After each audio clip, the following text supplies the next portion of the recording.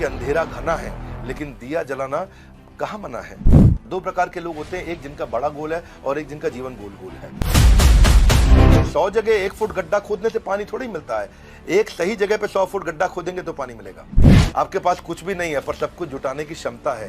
हर negative incident में एक positive intent छुपा हुआ है। मैं इतनी दूर आया हूं यहाँ रहने के लिए नहीं और आगे जाने के लिए। पड़े हो किस चक्कर में, कोई नहीं है टक्कर में। माना है कि अंधेरा घना है लेकिन दिया जलाना कहाँ मना है। हमारे साथ हैं आज one of the world's greatest influencer, motivational speaker, business coach, founder and CEO of Bada business, doctor Vivek Bindra. Doctor Vivek Bindra, आपका बहुत बहुत स्वागत है हमारे चैनल पे। मैं हूं आपके साथ रिमझिम जेठानी। सबसे पहला मेरा सवाल यही है कि आपने अपने प्रीवियस इंटरव्यूज में ये कहा है कि कैसे श्रीमद् भगवत गीता ने आपकी लाइफ चेंज कर दी। इनफैक्ट आपने काफी साल वृंदावन में भी बिताए हैं। वृंदावन और जो गुरुकुल का समय था वो 2005 जून से 2008 जून तक 3 साल रहा। ये तब था जब मैंने अपनी MBA कंप्लीट करी। जून में मैं पास आउट हुआ और उसके बाद 3 साल के लिए मैं गुरुकुल में रहने के लिए, ब्रह्मचर्य आश्रम में शास्त्रों को पढ़ने के लिए, स्क्रिप्चर्स को स्टडी करने के लिए, उस डेप्थ को अपने इंटेलिजेंस के, अपने माइंड के और वास्तव में अपने यानी कि सोल की डेप्थ को समझने के लिए, उस नॉलेज को ग्रैब करने के लिए, उसी ने मेरा जीवन परिवर्तित किया। तो भगवत गीता जो है बहुत ही गहरा ग्रंथ है।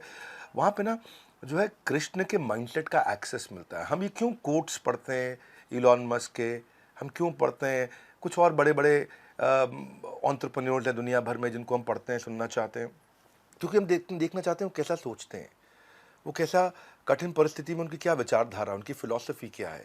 वो फ़िलॉसफी, वो विचारधारा मुझे कृष्ण की जाननी थी, जिन्होंने भगवत गीता को स्टीयर किया, अर्जुन के साथ में हम सबको वो ज्ञान दिया।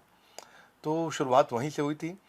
कुछ ही सालों के अंदर मैंने सारे शास्त्र पढ़े और फिर उसके बाद मुझे सेवा दिया गया कि मुझे उन पर कुछ कथा प्रवचन भी करना है। और आई थिंक उसी का कहीं ना कहीं एक वो इंडिकेट कर रहा है, आज वो नज़र आ रहा है, वो रिफ्लेक्ट कर रहा है मेरे इस बिजनेस के अंदर भी। तो मेरा दूसरा सवाल ये है कि काफी लोग अपना बिजनेस खोलना चाहते हैं। यंग पीपल वांट कि हम बड़े होके बिजनेसमैन बने, but they end up doing jobs. तो what do you think is the main reason behind this? देखिए, बिजनेस मॉडल और रेवेन्यू मॉडल को पहचानना बहुत जरूरी है। और उससे पहले जो मन से हार जाते हैं उनके लिए मैं 3 बातें कहूंगा। The inability to control their mind and emotion, second inability to take tough decisions in tough situations, third मुझे लगता है वो फेलियर को सक्सेस में कन्वर्ट करने की वो क्षमता, वो करेज नहीं रखते। एक एंटरप्रेन्योर होने के नाते मैंने अपने बिजनेस में करोड़ों रुपए का नुकसान भी देखा और करोड़ों रुपए का नफा भी देखा है। वो दोनों को देखते वक्त जब आप सेम मानसिक परिस्थिति के साथ में इस बिजनेस को ड्राइव करने की जो क्षमता है वो एक अच्छे एंटरप्रेन्योर के पास होती है।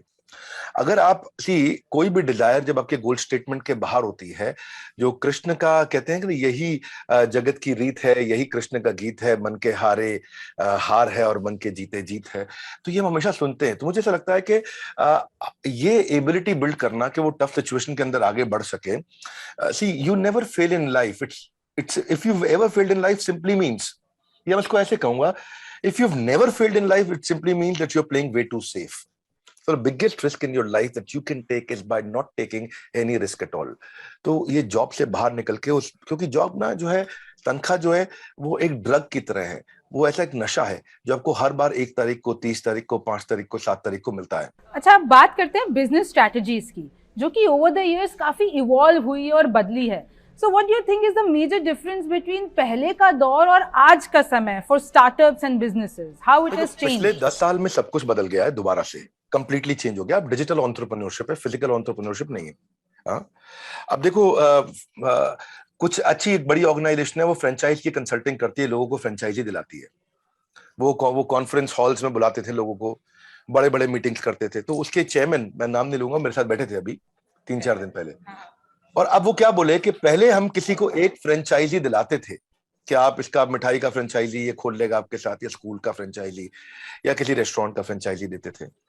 तो बोले पहले हम उससे एक फ्रेंचाइजी दिलाने के बदले में उससे 1 लाख रुपए ले लेते थे, 2 लाख रुपए, 5 लाख रुपए ले लेते थे। बोले आज वही फ्रेंचाइजी उसको फेसबुक में 2 लाख रुपए की जगह 200 रुपए में मिल जाता है। फेसबुक पे ऐड लगाता है, उसको लीड मिल जाती है। ये डिजिटल एंटरप्रेन्योरशिप का समय बहुत तेज बदल चुका है। इस समय जो बदलाव है, उस बदलाव में जितना आप कंज्यूमर के नजदीक रहेंगे, जितना कस्टमर के नजदीक रहेंगे, so the creator and consumer has to stay close. जो प्रोडक्ट और सर्विस आप बना रहे हो और जो प्रोडक्ट और सर्विस को कंज्यूम कर रहा है, वो दोनों जितना नजदीक बैठेंगे, फीडबैक के माध्यम से डिजिटल एंटरप्रेन्योरशिप से आप स्केल करके दुनिया भर में आज पहुंच सकते हैं जो पहले नहीं पहुंच सकते थे। अच्छा, तो अब आज के वक्त की बात करें तो सोशल मीडिया कितना स्ट्रॉन्ग रोल प्ले कर रहा है और इसको बेस्ट वे पॉसिबल कैसे यूज किया जा सकता है? देखिए देवी जी, सबसे पहली चीज, आपका बड़ा अच्छा प्रश्न है ये। पहले बिजनेस था ट्रांजैक्शनल, किराने स्टोर का, माल दो पैसा लो। उसके बाद डिजिटल ट्रांजैक्शन का समय आया, D2C, India mart, just dial. उसके ऊंचा जो बिजनेस होता है उसको बोलते हैं यूटिलिटी बेस्ड बिजनेस, उसको बोलते हैं ओला, उबर, ओयो। उसके और ऊपर जाते हैं तो ई कॉमर्स का बिजनेस है, अमेजॉन, फ्लिपकार्ट, इनके बिजनेस बहुत बड़े हैं। इनसे भी ऊपर जाते हैं तो फिनटेक है, जो सबकी ट्रांजैक्शन को सेटल करता है, पेटीएम है, गूगल पे है, भारत पे है, ये पे, वो पे, मेरा पे, आपका पे। लेकिन सबसे ऊंचा जो बिजनेस दुनिया में माना जाता है, तो दुनिया के 10 सबसे बड़े अरबपति, उनमें से 5 एक्चुअली कंटेंट का बिजनेस कर रहे हैं। ध्यान से देखें, ये फेसबुक है, इंस्टाग्राम है, यूट्यूब है, ट्विटर है, लिंक्डइन है, कंटेंट साम्राज्य है। इसीलिए आपका प्रश्न था कि सोशल मीडिया कितना महत्वपूर्ण है। सोशल मीडिया महत्वपूर्ण नहीं है, सोशल मीडिया सब कुछ है। अच्छा, हम ये मार्केट और इनकम और बिजनेस की बात कर ही रहे हैं, तो हाल ही में एक मैं रील देख रही थी जिसमें एक बच्चे ने आपसे पूछा था कि 2 लाख को 2 करोड़ में कैसे मैं कर सकता हूँ। आपका क्या क्वेश्चन है? कितने साल का है भाई? 12 साल का। कुर्सी पे खड़े हो भाई।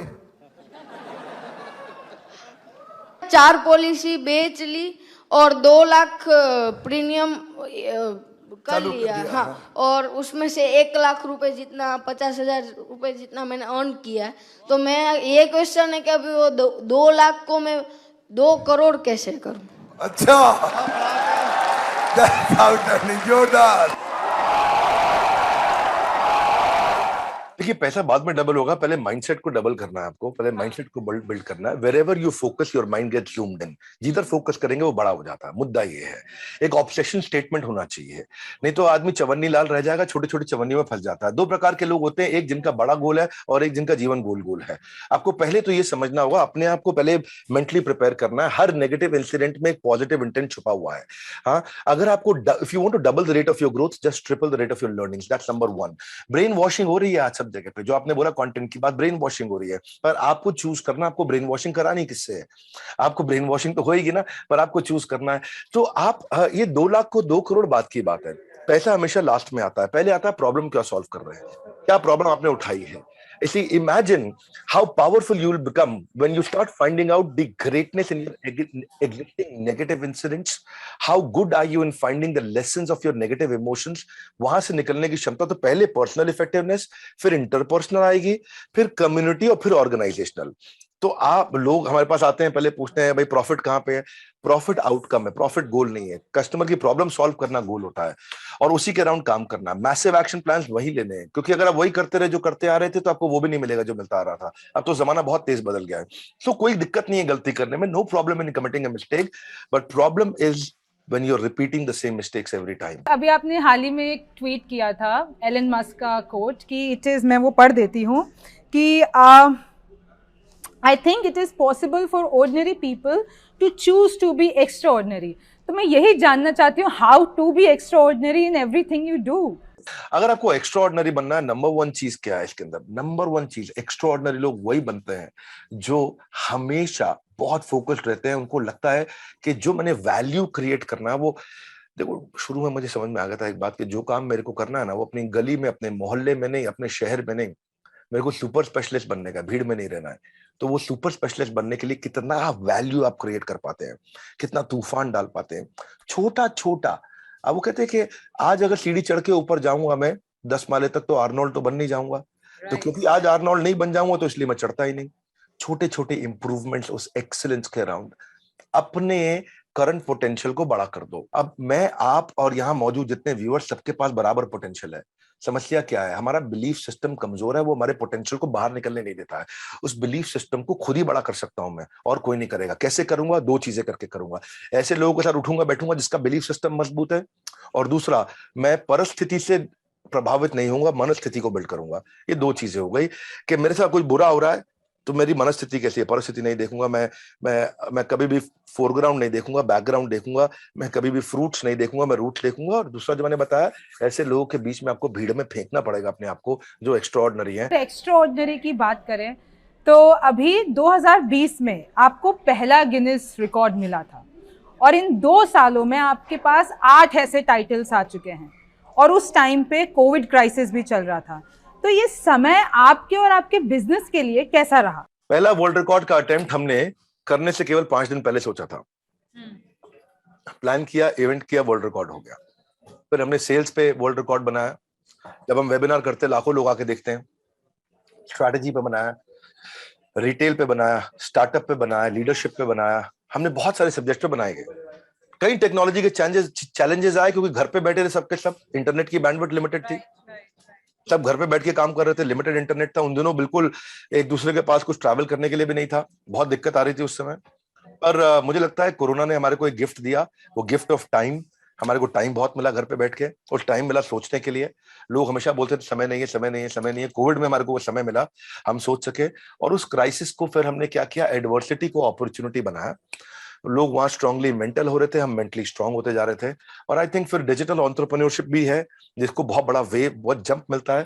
और आई थिंक फिर टेलविंड हमारे फेवर में थी, परिस्थितियां हमारे फेवर में थी। लोग घर बैठ के कंटेंट कंज्यूम करना चाहते थे, इसलिए हमने 8 अटेम्प्ट किए और 8 में वर्ल्ड रिकॉर्ड बना। पहले रशिया, चाइना, यूएस के पास ये वर्ल्ड रिकॉर्ड हुआ करते थे, ये सारे उठा के हम भारत में ले आए। अब ना आप टॉप सीईओज को भी एडवाइस देते हैं, सो वी आर क्यूरियस उनके क्या questions, they are already at a very high position, तो उनके मन में क्या सवालात रहते हैं आपसे? देखिए, चाहे कितने भी बड़े सीईओज क्यों ना हो, आज इस समय नंबर 1 चैलेंज सबको यही आता है कि अच्छा टैलेंट एक्वायर कैसे करें, अच्छा टैलेंट एंगेज कैसे करें, अच्छे टैलेंट को रिटेन कैसे करें। ये सबसे बड़ी समस्या है। दूसरा, कोई भी अच्छा सीईओ होता है वो हमेशा, आप देखते हैं ज्यादातर सीईओ 90, 95, 98% ऑपरेशंस में बिजी हो जाते हैं और ऑपरेशन से बाहर नहीं निकल पाते। जिसको साधारण भाषा में अगर देखोगे तो गल्ले पे बैठने वाला व्यापारी, उसके बिना काम नहीं चलता। आज भी मैं एक बड़े एंटरप्रेन्योर के साथ था, उसके कपड़ों के बहुत सारे शोरूम्स हैं इंडिया के अंदर, और उनकी सबसे बड़ी समस्या क्या, उनके बिना काम नहीं होता है। तो आप, मेरी एब्सेंस में बिजनेस कंटिन्यूस कैसे ग्रो करेगा, ये बड़ा इंपॉर्टेंट प्रश्न है। इसमें 3 बातें हैं। मेरी एब्सेंस में बिजनेस ग्रो करे, कंटिन्यूस ग्रो करे, प्रॉफिटेबली ग्रो करे in my absence, sustainably, profitably growing in my absence. तो ये 4 बातें समझनी है। Sustainably, profitably growing in my absence. Sustainably मतलब लंबे समय तक, प्रॉफिटेबली मतलब पैसा बचना चाहिए, ग्रोइंग मतलब बढ़ना चाहिए, इन माय एब्सेंस मतलब मेरे बिना हो जाना चाहिए। इसी से ये सवाल आता है कि आपका वेंचर है बड़ा बिजनेस, सो इसके पीछे का concept and what you guys do. बड़ा बिजनेस का बड़ा सिंपल सा कॉन्सेप्ट है जी। हम चाहते हैं quality education at affordable price. हम लोगों को एंटरप्रेन्योरशिप सिखाना चाहते हैं। भागलपुर के गांव के बच्चे को बोस्टन पहुंचाना चाहते हैं, पीलीभीत के बच्चे को हम पेरिस की टॉप यूनिवर्सिटी के बराबर कंपीट करने के लिए खड़ा करना चाहते हैं। आज एक अमीर व्यापारी का बच्चा विदेश में जाके पढ़ सकता है, लेकिन हमारे यहाँ पे गरीब आदमी का बच्चा नहीं पढ़ सकता। तो उनके कंधों को बराबर कैसे किया जाए, यही बड़ा बिजनेस का एक मिशन है। आज एमबीए कॉलेजेस की हालत खराब है, उनका वही स्टैग्नेंट सिलेबस है, वही पुराना मॉडल चल रहा है उनका। तो वो एमबीए कॉलेजेस जो कमी है, जो आज पास आउट होने के बाद में एजुकेशन लोन चुकाने का पैसा नहीं कमाएगा क्या बच्चा, उसकी जॉब नहीं लग रही है, अनएम्प्लॉयमेंट से ज्यादा बड़ी अंडर एम्प्लॉयमेंट बहुत बड़ी समस्या हो गई है। राइट। एक एवरीथिंग अबाउट एंटरप्रेन्योरशिप एक कोर्स लॉन्च किया जिसको हम बोलते हैं फास्ट ट्रैक एमबीए, और उसमें सिखाने वाले मेरे साथ में बिलियनियर प्रोफेसर हैं जो अरबपति लोग हैं। वो आकर के सिखाते हैं जिन्होंने अपने बिजनेस को बड़ा किया है। मैं कोई नौकरी पे, तनख्वाह पे प्रोफेसर नहीं लेकर के आया, मैं उनको प्रोफेसर बनाया है जिनके पास रैग्स टू रिचेस की स्टोरी है और जिनके पास वो स्ट्रैटेजी है जो आकर के सिखाते हैं। तो हमारे प्रोफेसर बहुत पावरफुल है। हमने हर इंडस्ट्री के नंबर 1 को लिया है। हमने एफएमसीजी से लिया, हमने फार्मा से लिया, हमने ऑटोमोबाइल से लिया, हमने रिटेल से लिया, सर्विसेज से लिया, मैन्युफैक्चरिंग से लिया, इंश्योरेंस से लिया, बीएफएसआई, हर जगह से हमने टॉप लोगों को उठाया और उनके चेयरमैन को अपने साथ कोलैबोरेट करके प्रोफेसर बनाया ताकि वो सिखा सके और अफोर्डेबल तरीके से एक आदमी सीख सके। जब लोग दूसरे को मोटिवेट करते हैं, अगर मैं दूसरे को मोटिवेट करती हूँ, कभी कभार मैं खुद को नहीं संभाल पाती हूँ। So how does it happen in your case? Bhagavad Gita में कृष्ण ने कहा है दुखालय मशाश्वतम, दुख आलय इसका मतलब क्या है? ये दुखों का घर है। हिमालय मतलब बर्फ का घर है, मदिरालय मतलब मदिरा का घर है। इसी तरह ये भोजनालय भोजन का घर, ये दुखालय है। यहाँ पे दुख रहेंगे ही रहेंगे। आज दुनिया के सबसे अमीर आदमी की धर्मपत्नी भी उसको छोड़ के चली गई है। मुझे नाम बताने की आवश्यकता नहीं है, आप अमेजॉन कंपनी को जानते हैं। तो दुख यानी कि दुनिया के सबसे अमीर आदमी के घर में भी दुख है, और उनका दुनिया का सबसे महंगा डिवोर्स भी हुआ।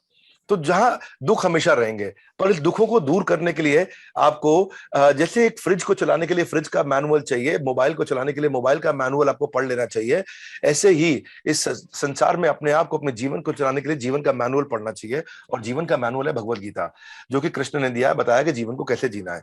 तो वहां से मेरे को मोटिवेशन आता है, वही मेरा सक्सेस मंत्र है, वहीं से मैंने बाउंस बैक करना सीखा है। आप बहुतों की इंस्पिरेशन बन चुके हैं अभी, आपका इंस्पिरेशन कौन है? देखिए, पहला मेरा इंस्पिरेशन मैं बता चुका हूं, जिसको मैं दोहराने की आवश्यकता नहीं है, वो भगवत गीता है। दूसरी मेरी इंस्पिरेशन जो है वो हमारी अपनी टीम के लीडर्स हैं, हाँ, जो जिनके कारण हम इसको ड्राइव कर पा रहे हैं, इस बड़ा बिजनेस को। आज बड़ा बिजनेस में टॉप क्लास लीडर्स काम करते हैं। आज हमारे 120 ऑफिसेज हैं। तो मेरी अपनी टीम जो दिन रात काम कर रही है, जो हर टाइम जोन में काम कर रही है, रात को 2 बजे भी दिखते हैं काम करते हुए, दोपहर में 2 बजे भी दिखते हैं, सुबह 5 बजे भी काम कर रहे होते हैं, रात को 5 शाम को 5 बजे भी काम कर रहे होते हैं। तो ऐसी टीम मुझे नहीं पता भगवान ने कहां से भेज दी हमारे पास।